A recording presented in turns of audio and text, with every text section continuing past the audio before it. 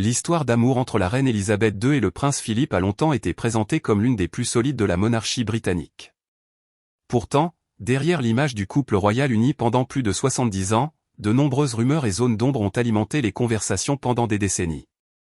La future reine n'avait que 12 ans lorsqu'elle rencontre pour la première fois Philippe Mountbatten. Selon plusieurs biographies royales, ce fut un véritable coup de foudre pour la jeune princesse. Élisabeth aurait immédiatement été fascinée par ce jeune homme charismatique, grand, sportif et sûr de lui. Très vite, elle développe des sentiments profonds et ne semble jamais avoir douté qu'il deviendrait un jour son mari.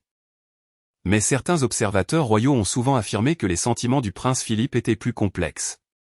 Là où Élisabeth semblait profondément amoureuse, Philippe aurait davantage vu son mariage comme un engagement lié au devoir et à son avenir au sein de la monarchie. Plusieurs commentateurs ont même estimé qu'il avait parfois eu du mal à accepter le rôle secondaire imposé au mari d'une reine régnante. Au fil des années, les rumeurs d'infidélité ont d'ailleurs régulièrement entouré le duc d'Édimbourg. Son comportement avec certaines femmes lors de soirées officielles ou de galas faisait souvent parler. Des témoins affirmaient qu'il se montrait particulièrement attentionné envers les femmes considérées comme les plus élégantes ou séduisantes présentes dans les réceptions royales. Parmi les noms associés au prince Philippe au fil des décennies figurent plusieurs personnalités célèbres, notamment les actrices américaines Asa Gabor et Jane Russell, mais aussi la chanteuse britannique Pat Kirkwood. D'autres rumeurs ont concerné Suzanne Barrant, proche de l'entourage royal.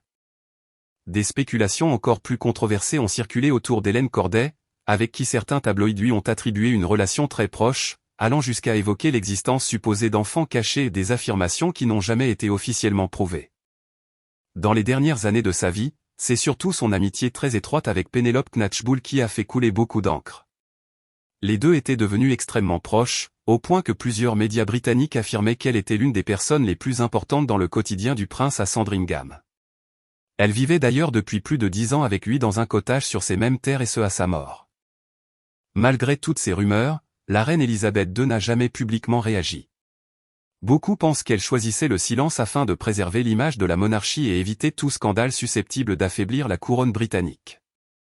Derrière cette discrétion légendaire, certains proches estimaient pourtant qu'elle souffrait profondément de ces humiliations répétées, même si elle refusait de le montrer publiquement.